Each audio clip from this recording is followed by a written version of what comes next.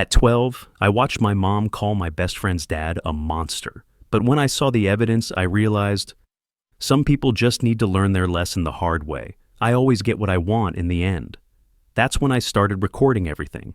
I was 12 years old when Leo enrolled in my class. He was tall, athletic, and should have been popular. Instead, the entire class turned ghostly white as soon as he walked in.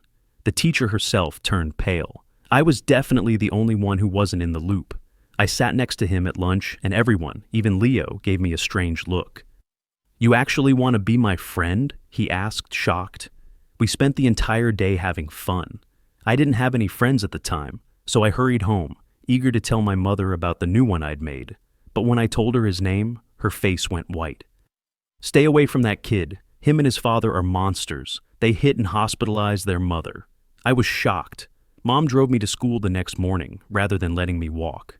She walked up to my teacher and muttered something that made Mrs. Patterson nod grimly. When I tried to sit close to Leo in class, Mrs. Patterson relocated my seat. When I looked across the classroom, I noticed Leo almost crying. During recess, he stood alone by the fence while the others played. After school, I realized why. When Leo's father arrived, the pickup area cleared completely. Parents grabbed their children and hurried to their cars. One mother actually told her kid, "Don't look at him, sweetie." Leo's father simply sat there with his head down as Leo climbed in. Everyone treated them as if they were terrible, but it didn't add up. Leo's father would pack extra granola bars for kids who forgot their lunch money, and Leo volunteered to stay after school to help special needs students. There was no way this was the family that had attacked their mother. Then came the day when I discovered who Leo and his father truly were. I was heading home, counting the $50 my grandmother had given me for my birthday when 3 eighth graders approached me. "Look at the rich boy," the biggest one said, pushing me to the ground. They took my money, and one of them kicked me in the ribs. I curled up, expecting more, when they all bolted away. Leo's father stood there, not touching anyone, just standing. "Are you okay, kid?" he said, helping me up. He walked me home without saying much more. When I told Mom what had happened, she lost it. "He approached you. What if he'd taken you somewhere?" She contacted the school immediately. "A known abuser confronted my son," she repeated. By the next day, the entire school knew. The principal issued an email banning Leo's father from school grounds. Parents posted it on Facebook, labeling him a predator who stalked students. Leo looked devastated. He sat with his head on his desk for most of the day. When I tried to slip him a note thanking his father for helping me, he pushed it back. "Please don't," he whispered. "You're making things worse for him." 2 weeks later, I found Leo crying in the library. He tried to hide it, but his shoulders shook. I sat down anyway. "They spray-painted Predator on his car," Leo said. "He lost his job because of it. We might lose our apartment." He wiped his eyes harshly. "Everyone hates him, but they don't know anything." "What do you mean?" I asked. Leo looked around to make sure we were alone. Then he dropped the bomb. It turns out he and his father never hit their mother. Actually, it was the other way around. Their mother hit them. She'd throw bottles, break dishes and plates, and use cigarette lighters. Leo still had a burn mark on his back from it. "Then why was your dad blamed?" I asked. He just burst into tears at that point. He said that besides hitting them, his mother constantly threatened his father, saying that if he ever left and took Leo, she would tell everyone Dad was the abuser. My face went pale.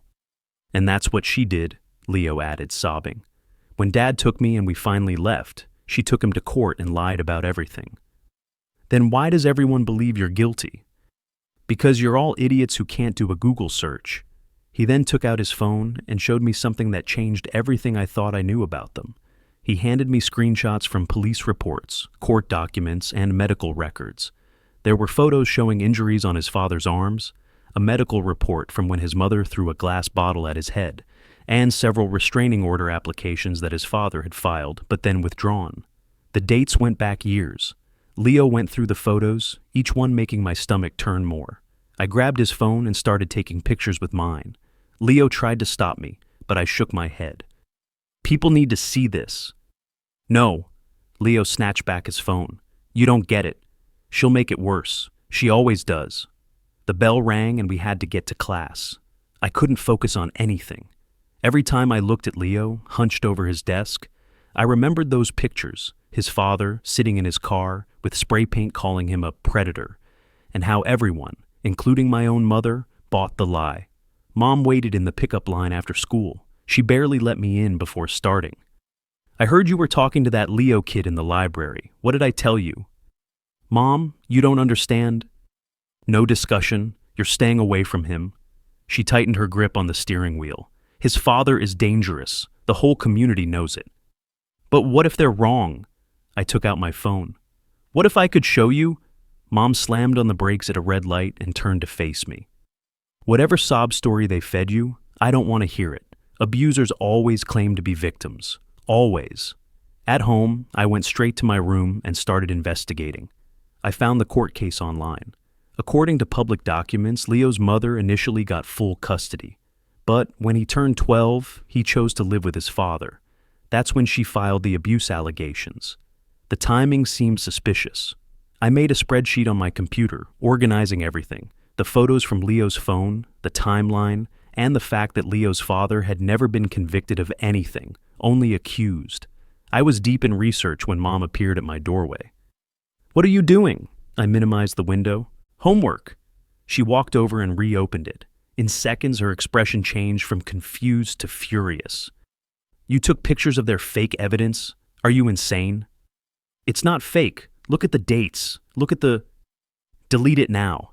When I hesitated, she took my phone. "I'm keeping this until you learn to make better choices. And you're grounded. No computer except for homework, and I'll be watching." The next few days were torture. At school, I tried to pass notes to Leo, but teachers kept separating us. When I walked by, kids started whispering. "That's the kid who hangs out with the abuser's son," someone said. I started using the library computers during lunch. Mrs. Foster, the librarian, didn't pay much attention as long as you stayed quiet. I dug deeper into public records. Vanessa, Leo's mother, had a history including 2 previous restraining orders from ex-boyfriends and an arrest for assault at a bar before meeting Leo's father. I was printing documents when someone cleared their throat behind me. Mrs. Patterson, the most vocal parent volunteer, stood with her arms crossed. "Shouldn't you be at lunch?" I grabbed the papers and shoved them in my backpack. "Just finishing homework." That afternoon, Mom was waiting in the principal's office when I was called down. Mrs. Patterson sat next to her, looking smug. Principal Harris held up the printed sheets. "Care to explain why you're researching restraining orders during school hours?" Mom's face was stone. "We'll discuss this at home." We drove in silence until we reached our driveway. Then Mom exploded. Mrs. Patterson had told her everything. "You're obsessed with defending these people. What's wrong with you?" "What's wrong with me? What's wrong with everyone else?" I shot back. "You're destroying an innocent family because you're too stubborn to look at evidence. Go to your room. You're not leaving this house except for school until you get your head straight." I stomped upstairs, slamming my door. Mrs. Patterson's house was across the street, visible from my window. She'd probably already texted the other moms about my concerning behavior at school. The next day, things got worse. When I sat down, kids moved away. My usual lunch table was suddenly full. Even teachers looked at me differently. Leo caught my eye in the hallway and mouthed, "I'm sorry." I ate lunch alone in the bathroom stall, planning my next moves. Mom had taken my phone and restricted my computer access, but she couldn't stop me from using school resources.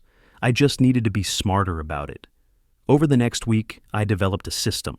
I'd volunteer to help teachers after school, then use their computers after they left. I found more about Vanessa. She'd been fired from 3 jobs for interpersonal problems. Before going private, her social media was full of rants about ex-boyfriends who'd wronged her. Leo started leaving me notes in library books, little updates about his father. "Lost another job interview when they Googled him. Landlord wants us out by month's end. Dad won't eat. Make sure food goes to me first." Every note made me angrier. I started documenting everything in a notebook I hid in my locker. Evidence, dates, connections. I was building a case. Then Mom found out about the after-school computer use. Mrs. Patterson's daughter saw me and reported back. Mom came to school furious. "I've had enough," she told Principal Harris. "I'm concerned about the influence this family has on my son. He's lying, sneaking around, obsessing over them." Principal Harris nodded gravely. "We've noticed behavioral changes too." I want assurance my son will have no contact with Leo at school. We'll do our best to monitor the situation. They rearranged my classes so I wouldn't see Leo.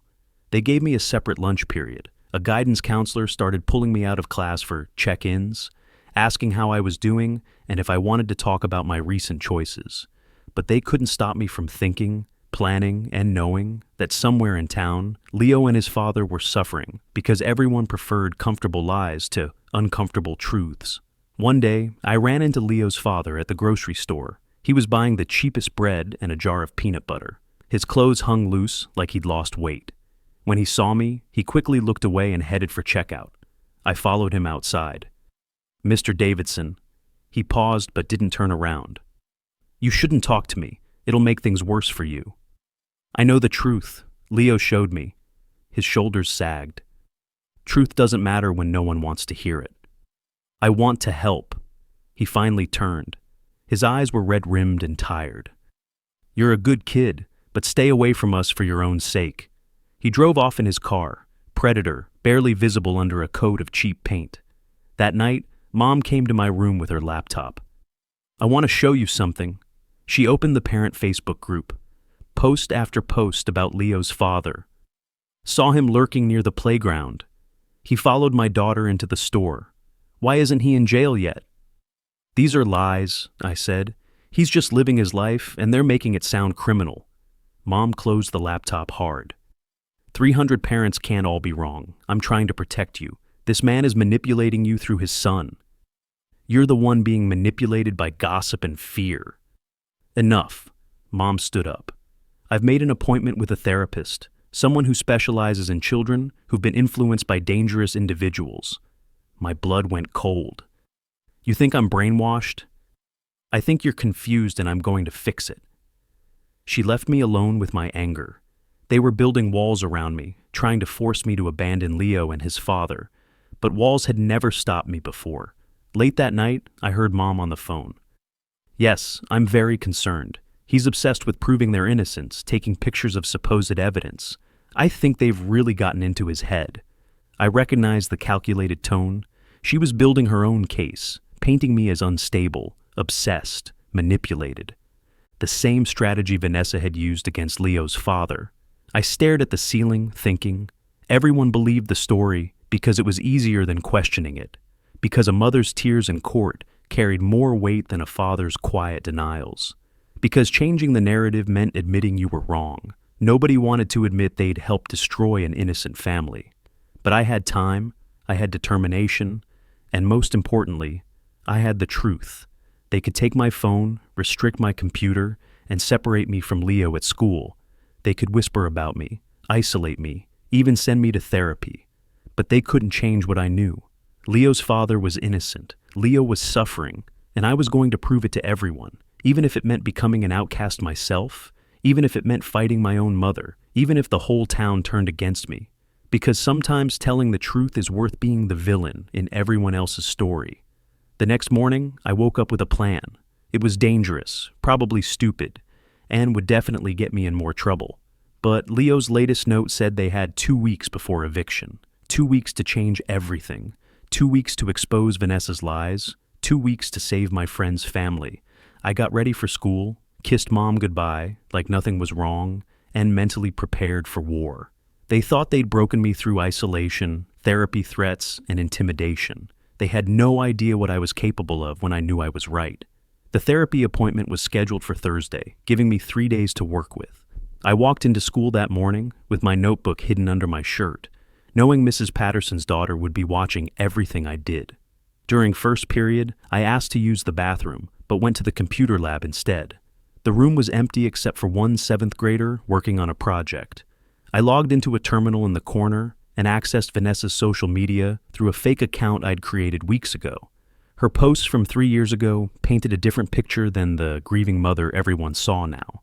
Photos at bars, angry rants about deadbeat men, and one particularly revealing post. Some people just need to learn their lesson the hard way. I always get exactly what I want in the end. I screenshotted everything and emailed it to a new account before the bell rang. As I headed back to class, I noticed Leo wasn't in his usual seat. His desk stayed empty. At lunch, I found his note in our usual book. Dad collapsed yesterday. Not eating enough. Hospital won't admit him because no insurance. We're sleeping in the car now. My hands shook reading it. They were living in their car while Vanessa probably sat comfortably in the house Leo's father had paid for. I needed to move faster. After school, I told Mom I was staying for math tutoring. She said she'd check with the teacher later, but that bought me an hour. I ran 6 blocks to the public library. Their computers didn't require student logins. I'd been researching for 20 minutes when Vanessa walked in. She looked nothing like the broken woman in the court photos. Designer clothes, fresh manicure, confident stride. She headed straight for the fiction section, and I ducked behind my monitor. My heart pounded as she browsed, occasionally glancing around. Was she here by chance, or had someone told her about my library visits? She left after 10 minutes, but I couldn't shake the feeling she'd spotted me. I packed up and took a different route home, cutting through the park. Mom was waiting on the porch. Math tutoring ended an hour ago. I walked with some friends. Mrs. Patterson saw you at the library. She pulled up her phone, showing a photo of me at the computer. She's worried you're still investigating that family. I stayed silent as she ushered me inside. The therapy appointment couldn't come soon enough for her. That night, I overheard arguing downstairs. Dad had come home from a business trip, and Mom was filling him in. He's obsessed, Tom, taking pictures of documents, researching the mother, defending them constantly.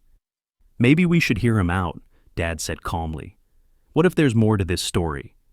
Not you too, Mom said, her voice rising. That man is dangerous. The whole community knows it. The whole community's been wrong before, Dad replied.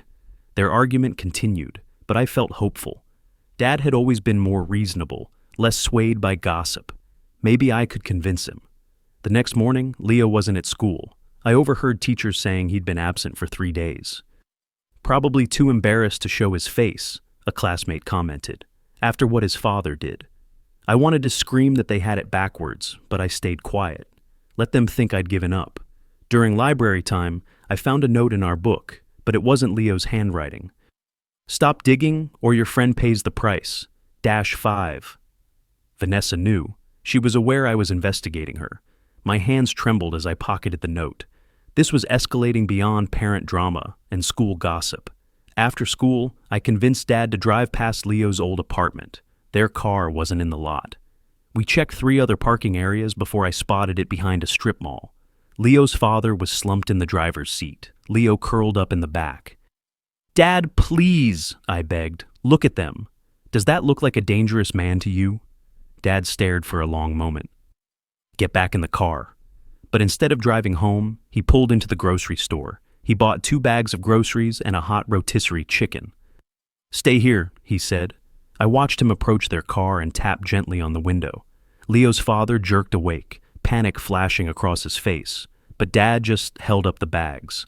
They talked for several minutes, Leo's father shaking his head repeatedly. Dad finally left the groceries on their hood and walked back. He wouldn't take them at first, Dad muttered as we drove away. Said he didn't want charity. I told him it wasn't charity, just one father helping another. That night, Dad and Mom had another argument. But this time, I heard my father say, "What if we're wrong, Janet? What if we're destroying an innocent family?" Thursday came too fast.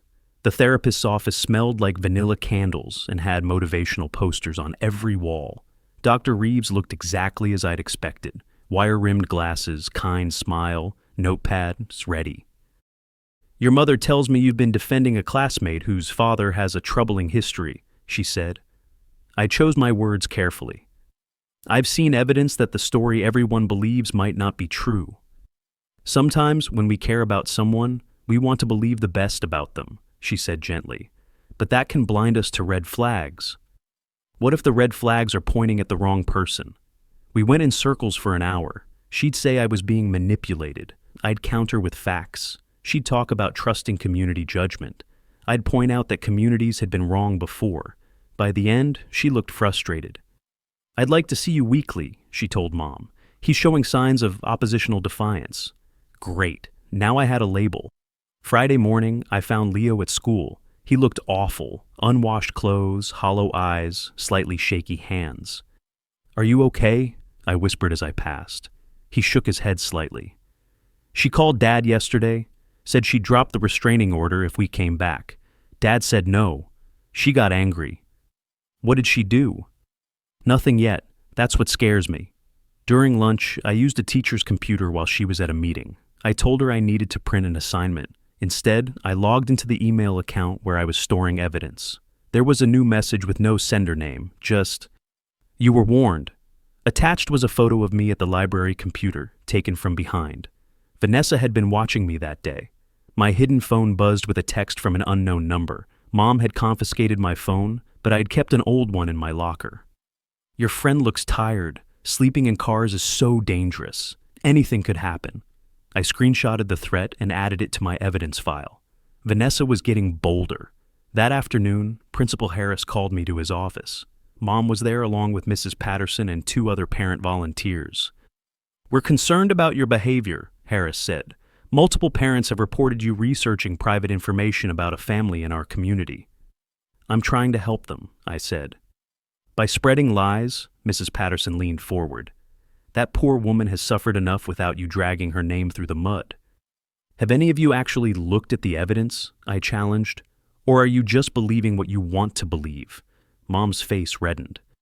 "Apologize now." "For what? Asking questions?" The meeting went downhill from there. They talked about suspension, restricting my computer access at school, and increasing therapy to twice weekly. I sat there letting them plan my punishment while Leo and his father slept in their car. That night, I overheard Mom on the phone with Vanessa. "I'm so sorry about what my son has been doing. Yes, we're handling it. No, he won't bother you anymore. Of course, if there's anything else." She was apologizing to the abuser and promising to silence me. I wanted to scream. Saturday morning, Dad took me for a haircut. On the way, he said quietly, "I drove by that strip mall again last night. They're still there. They have nowhere else to go." "Your mother means well," he continued. "She's trying to protect you." "From what? From helping innocent people?" Dad was quiet for a long time. "Show me your evidence." I stared at him. "Really? I'm willing to look, but if I'm not convinced, you drop this. Deal?" I agreed quickly. That night, while Mom was at book club, I showed Dad everything. The photos Leo had shared, the court records, Vanessa's social media posts, her history of restraining orders, the threatening texts. Dad studied each piece carefully. His expression grew more troubled with every page. "This is substantial," he finally said. "So you believe me?" "I believe there's more to this story than we've been told." He rubbed his face. "But your mother will never accept this. Neither will the community. They've invested too much in their version." "So we just let them suffer?" "I didn't say that." Dad paused. "But we need to be smart about this. Vanessa clearly knows you're investigating. These threats prove it. We should go to the police." "With what? She's careful. Nothing directly threatening enough for them to act on." Dad's phone rang. Mom calling to say book club was ending early. He quickly helped me hide the evidence. "We'll figure something out," he said. "But be careful. Don't do anything reckless." Sunday passed quietly. Too quietly. No notes from Leo. No threats from Vanessa. The calm made me nervous. Monday morning, everything exploded. I arrived at school to police cars in the parking lot. Students clustered in groups, whispering excitedly. I pushed through until I saw what was happening. Leo's father was in handcuffs. Leo stood by a police cruiser, tears streaming down his face. Vanessa was there too, holding a bloody tissue to her nose and talking animatedly with an officer. "He attacked me," she was saying. "I just wanted to talk about our son, and he went crazy." I immediately understood what had happened. She'd provoked him somehow, maybe even hurt herself, then called police. The classic abuser move: trigger a reaction, then play victim. "That's not true," I shouted, pushing forward. "She's lying." An officer held me back. "Stay back, son." "But I have evidence. She's the abuser, not him." Vanessa's eyes met mine over the officer's shoulder. She smiled slightly, smugly. They put Leo's father in the police car. Leo tried to follow, but Vanessa grabbed his arm. "You're coming home with me, sweetheart, where you belong." "No," Leo tried to pull away. "I won't go with you." "He's my son," Vanessa told the officers. "I have custody. He's just confused because his father's been filling his head with lies. They made Leo go with her. I watched helplessly as she walked him to her car, her grip tight on his arm. He looked back at me, terrified. At home, I told Dad everything. He immediately called a lawyer friend, but the news wasn't good. With Vanessa's fresh accusation, Leo's father would definitely be held overnight. Vanessa had every right to take Leo under current custody arrangements. "We need those threats she sent," Dad said. "They show she's been planning this." But when I checked my hidden phone, the messages were gone. She'd somehow deleted them remotely. I still had screenshots saved to my email, but would anyone believe they were real? That night, I lay awake thinking about Leo trapped in that house with her. Was she hurting him? Was he okay? Tuesday morning, Leo wasn't at school. I heard teachers say Vanessa had called to report he was traumatized and needed time to recover. I knew better. She was keeping him prisoner. I snuck out at lunch. I knew I'd promised Dad not to be reckless, but I couldn't leave Leo there. I ran 8 blocks to Vanessa's house. Even with curtains drawn, I could hear yelling inside, then a crash, then Leo's voice, high and terrified. "Please, Mom, I'm sorry." I called 911 from my secret phone. "I think someone's being hurt at 438 Maple Street. I can hear screaming and things breaking." I waited behind a tree until police arrived. They knocked, and Vanessa answered calmly. "Officers, is something wrong?" "We got a call about a disturbance." "Oh, that must have been the TV. I was watching an action movie. Sorry if it was too loud." They bought it. They actually bought it. I wanted to scream that Leo was in there, possibly hurt, but I knew they'd just call my parents. After they left, Vanessa stepped onto her porch and looked directly at my hiding spot. "I know you're there," she said pleasantly. "Leo wants to tell you something." Leo appeared in the doorway. Even from a distance, I could see the red mark on his cheek. "Stop trying to help," he said woodenly. "You're making everything worse. Just leave us alone." Vanessa squeezed his shoulder. He was reading from a script. I ran back to school, arriving just as lunch ended. My teacher marked me tardy, but I didn't care. I had to do something. That afternoon, I made my decision. If adults wouldn't listen to evidence, maybe they'd listen to Leo himself. I started making videos on my hidden phone, documenting everything. The dates, the timeline, the threats I'd screenshotted before they were deleted. "My name is Alex," I told the camera, "and I'm about to tell you the truth about Vanessa Davidson." I uploaded it to YouTube that night and quietly shared the link in the parent Facebook group. Within an hour, it had 50 views, then 100. Then Mom burst into my room. "What have you done?" The video was already being debated in the group. Some parents called me a liar, but others were asking questions. Why would a 12-year-old make this up? What does he have to gain? "You're grounded indefinitely," Mom said. "No school, no leaving the house, nothing until you take that video down." "What?" I stared at her. "Ground me forever if you want, but that video stays up." Dad appeared in the doorway. "Janet, have you watched it?" "I don't need to watch lies about that poor woman." "I watched it," Dad said quietly, "and I think we need to consider that our son might be telling the truth." They argued for an hour. Mom accused Dad of enabling my delusions. Dad pulled out the evidence I'd shown him. Finally, Mom stormed out, saying she was going to stay with her sister until this family came to its senses. Wednesday morning, the video had 2,000 views. Comments poured in. Some people called me a brat, but others shared their own stories of false accusations and how hard it was for male abuse victims to be believed. Then Vanessa struck back. A new video appeared on the parent Facebook page. Security footage from a store showing me stalking her at the library. Another clip of me lurking outside her house. She'd edited them to remove context, making me look obsessed and threatening. "This disturbed child has been harassing my family," her post read. "His father should be investigated for encouraging this behavior. I fear for my safety and my son's." The tide immediately turned against me. Parents demanded action. Some wanted Dad fired from his job for enabling stalking. Others wanted me institutionalized. Principal Harris called Dad. I was suspended indefinitely pending psychological evaluation. Therapy sessions were now mandatory, not optional.